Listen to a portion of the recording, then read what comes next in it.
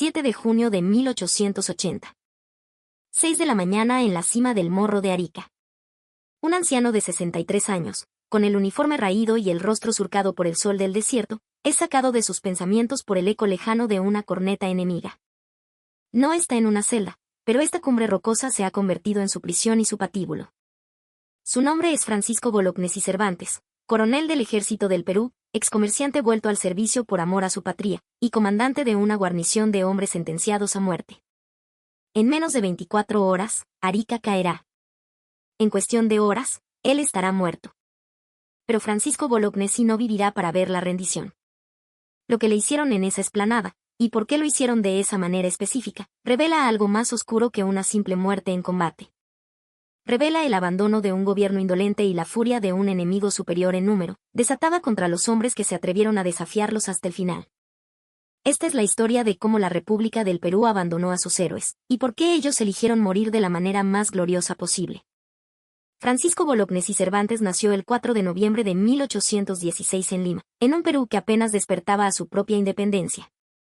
Hijo de un músico italiano y una dama arequipeña, creció en una atmósfera que valoraba el arte, la cultura y un incipiente, pero feroz, sentido de identidad nacional. No fue un militar de carrera. Su vida fue la de un hombre de negocios, contabilidad, comercio, la gestión de sus propiedades. Un hombre de paz, de familia, que valoraba la prosperidad, el deber cívico y la moral por encima de todo. Pero el llamado de la patria fue más fuerte. Participó en las revoluciones y conflictos internos que forjaron el carácter de la joven república, alcanzando el grado de coronel. Ya en 1871, con 55 años, creyendo que su tiempo de servicio había terminado, pasó al retiro. Era un hombre respetado, un veterano que había cumplido con su deber. Podía haberse quedado en la comodidad de su hogar, rodeado de sus hijos, disfrutando de los frutos de una vida de trabajo. Pero en 1879, cuando Chile declaró la guerra al Perú, el viejo coronel no dudó. A los 62 años, se reincorporó al servicio activo. Era considerado brillante, meticuloso y, por encima de todo, absolutamente leal al Perú. En 1880, cuando Nicolás de Piérola asumió el poder como dictador supremo del Perú, Bolognesi lo vio con la cautela de un soldado veterano. No era un político, no participaba en las intrigas de palacio, pero como muchos oficiales del ejército, esperaba que un liderazgo fuerte pudiera unificar al país y organizar una defensa eficaz. Esa creencia duró muy poco. Piérola, un hombre devorado por la ambición y la desconfianza, purgó el ejército de oficiales leales al presidente anterior, Mariano Ignacio Prado. Desmanteló la estructura de mando existente, creando un cisma en las Fuerzas Armadas en el peor momento posible. La guerra en el sur se convertía en una carnicería, y mientras los soldados peruanos se batían con un coraje desesperado, el gobierno en Lima parecía más preocupado por consolidar su propio poder que por ganar la guerra. Para Bolognesi, estacionado en el puerto estratégico de Arica, esa fue la verdad ineludible. Piérola no era el salvador de la patria, era un autócrata cuya negligencia y paranoia estaban sentenciando a sus mejores hombres a la aniquilación. Desde Arica, Bolognesi y sus hombres observaban el horizonte con una mezcla de esperanza y pavor. Eran poco más de 1.600 soldados, mal armados, con munición escasa y sin alimentos frescos, defendiendo una plaza vital contra una fuerza chilena que los superaba en más de 4-1. El telégrafo se convirtió en la única línea de vida de Bolognesi, un hilo de cobre que lo conectaba con un gobierno que parecía sordo. Recursos se agotan, cablegrafiaba. Necesitamos refuerzos urgentes. Munición es crítica. Las respuestas de Lima eran vagas, evasivas, llenas de promesas vacías. La ayuda más cercana era el Segundo Ejército del Sur, comandado por el coronel Segundo Leiva, que se encontraba a pocos días de marcha. Pero Leiva, esperando órdenes directas de Piérola que nunca llegaron con claridad, vacilaba. Avanzaba, se detenía, retrocedía. Para los hombres en Arica, cada día que pasaba sin ver las columnas de Leiva en el horizonte era una palada de tierra sobre su tumba. La traición no vino en forma de un decreto o una orden directa, sino en el silencio. Un silencio administrativo, un silencio político que resonaba en Arica con la fuerza de una sentencia de muerte. Bolognesi comprendió que estaban solos. El gobierno de Piérola los había sacrificado. Quizás para no arriesgar más tropas, quizás por un cruel cálculo político, o quizás, simplemente, por una incompetencia criminal. Desde ese momento, Francisco Bolognesi hizo algo que casi ningún oficial en su posición se habría atrevido a hacer. No se rindió. No intentó una retirada imposible. Decidió convertir esa roca abandonada en un altar para el honor del Perú. Durante semanas, usó su posición no para planear una improbable victoria, sino para preparar un sacrificio. Fortificó el morro, minó las laderas y, lo más importante, infundió en sus hombres un espíritu de resistencia que trascendía la lógica militar. Trabajó junto a sus oficiales, hombres como Juan Guillermo Mor, el marino que había perdido su barco, la fragata Independencia, y que ahora luchaba en tierra, en ropa de civil, buscando redimir su honor con su vida. Y Alfonso Ugarte, un joven y rico empresario que había financiado su propio batallón y que había dejado una vida de lujos para morir por su bandera. El 5 de junio de 1880, la tensión se materializó. Un emisario chileno, el mayor Juan de la Cruz Salvo, se acercó a las líneas peruanas bajo bandera de parlamento. Era un viejo conocido de Bolognesi. El encuentro no fue entre enemigos, sino entre caballeros, entre soldados que entendían el lenguaje del honor y el deber. El general chileno Manuel Baquedano, le dijo Salvo a Bolognesi, deseaba evitar un derramamiento de sangre inútil. Conocía la valentía de la guarnición peruana, pero también su desesperada situación. Les ofrecía una rendición honorable, los oficiales conservarían sus espadas, la tropa sería tratada con respeto y todos podrían regresar a sus hogares. La oferta era una tentación. Era la vida. Era la oportunidad de volver a ver a la familia, de escapar de la masacre inminente. Para un hombre de 63 años, era la promesa de unos últimos años de paz. Bolognesi escuchó en silencio. Su rostro, endurecido por el viento del desierto, no delató ninguna emoción. Agradeció la propuesta y pidió tiempo para consultarlo con sus oficiales. No era una duda, era un formalismo. Sabía cuál sería la respuesta. Reunió a su Estado Mayor en su modesto cuartel general. La habitación estaba llena de hombres que ya olían a muerte: el coronel Alfonso Ugarte, el coronel Justo Arias y Aragués, el capitán de navío Juan Guillermo Mor, el teniente coronel Roque Sáenz Peña, un voluntario argentino que luchaba por el Perú. Bolognesi les expuso la oferta chilena. No hubo debate. No hubo vacilación. La decisión fue unánime, un coro silencioso de miradas decididas. La voz de Bolognesi, tranquila pero firme como una roca, selló su destino. Llamó de nuevo al mayor Salvo. Lo que le dijo no fueron las palabras de un estratega militar, sino las de un patriarca legando su testamento a la historia.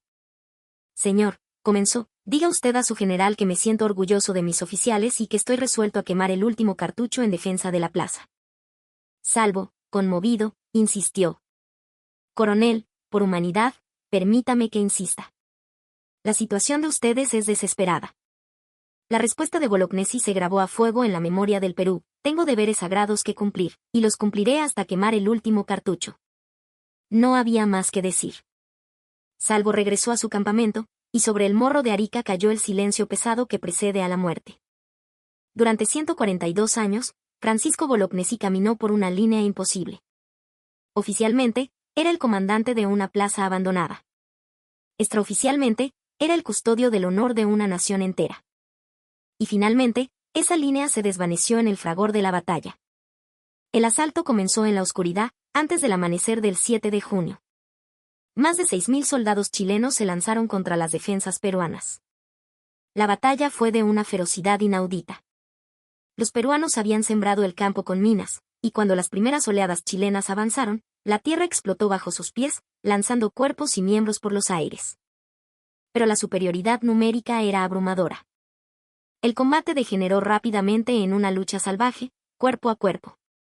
Las bayonetas peruanas se enfrentaban a los letales corvos chilenos, cuchillos curvos diseñados para destripar. El ruido era ensordecedor, gritos de agonía, el choque del metal, el estruendo incesante de los rifles. La venganza chilena por las bajas de las minas fue inmediata y brutal. La orden no oficial era no dar cuartel. Comenzó el repaso, la práctica de asesinar a los heridos en el campo de batalla. Los soldados peruanos que caían heridos eran rematados a bayonetazos o con disparos a quemarropa. Era un infierno de sangre y pólvora. En medio de ese caos, Bolognesi dirigía la defensa desde la cima del morro. No se escondía. Se movía entre sus hombres, impartiendo órdenes, alentándolos con su presencia serena. Sabía que iba a morir, pero no como una víctima pasiva. moriría como un soldado. Los documentos capturados tras la batalla y los testimonios de los supervivientes mostraron que Bolognesi no fue solo un comandante simbólico, fue el alma de la resistencia hasta su último aliento. El 7 de junio de 1880, mientras la bandera peruana todavía ondeaba en la cima del morro, la batalla llegó a su punto álgido. Los chilenos, superando las últimas defensas, inundaron la explanada. Bolognesi, que ya había sido herido por una bala, se vio rodeado. Su asistente, un joven oficial, cayó muerto a su lado. El viejo coronel, con el revólver en la mano, intentó seguir luchando. Pero no habría un duelo final, no habría una muerte de caballero.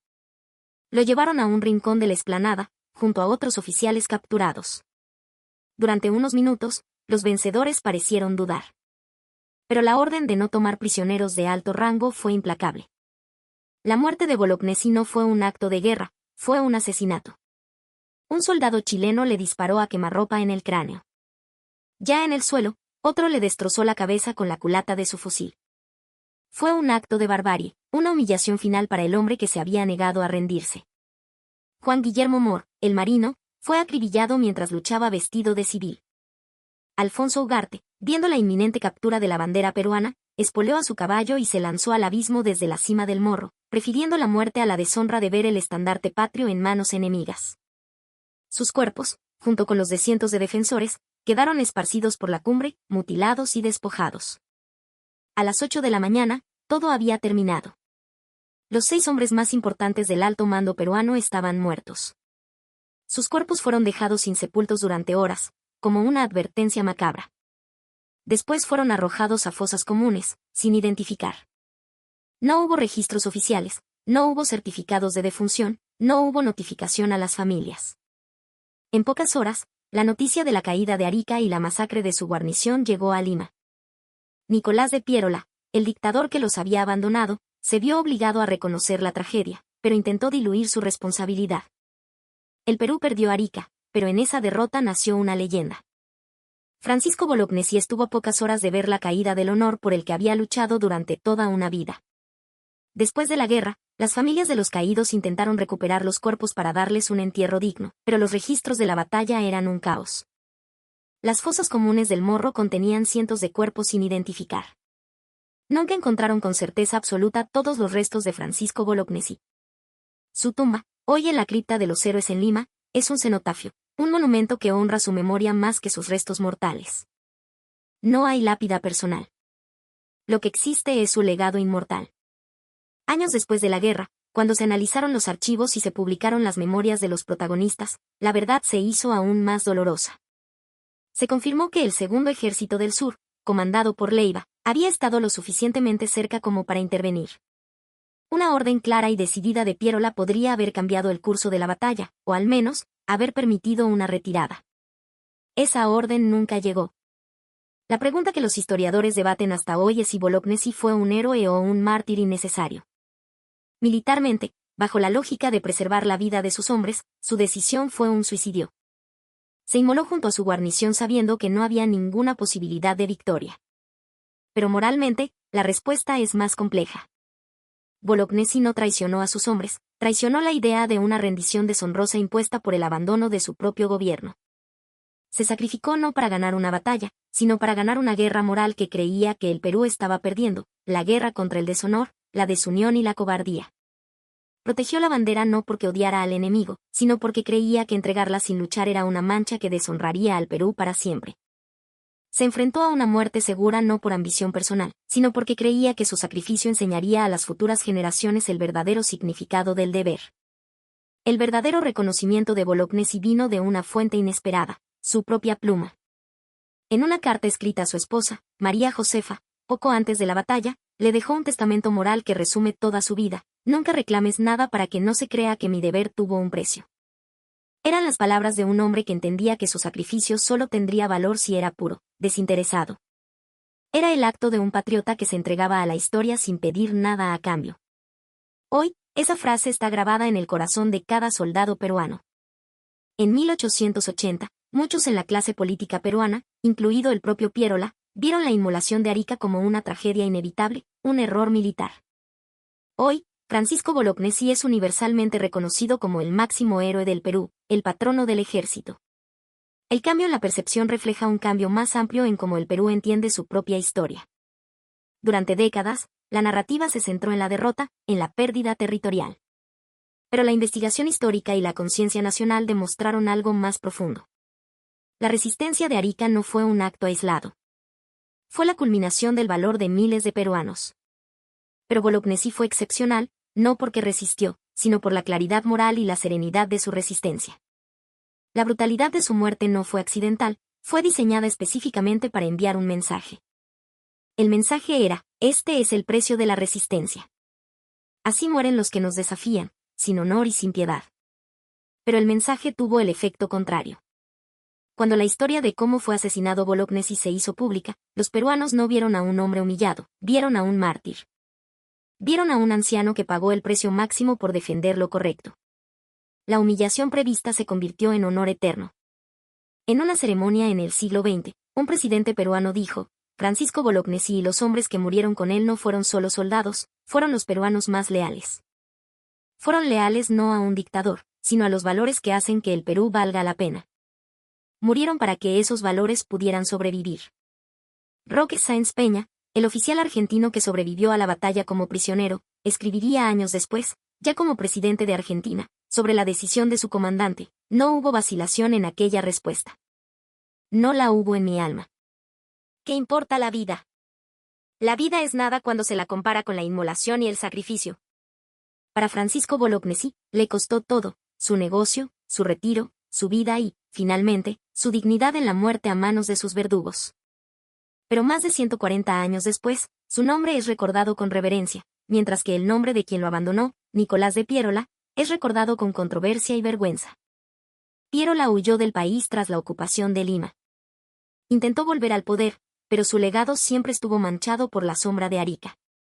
Bolognesi no tiene una tumba precisa, pero tiene el Morro de Arica como su monumento natural, y un lugar permanente en la historia del Perú como el ejemplo supremo de deber y sacrificio.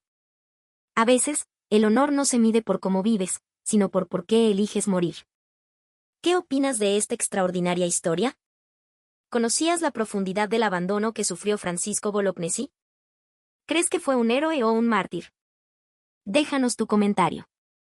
La Guerra del Pacífico no fue solo una guerra entre naciones, fue una guerra que reveló lo mejor y lo peor de cada nación.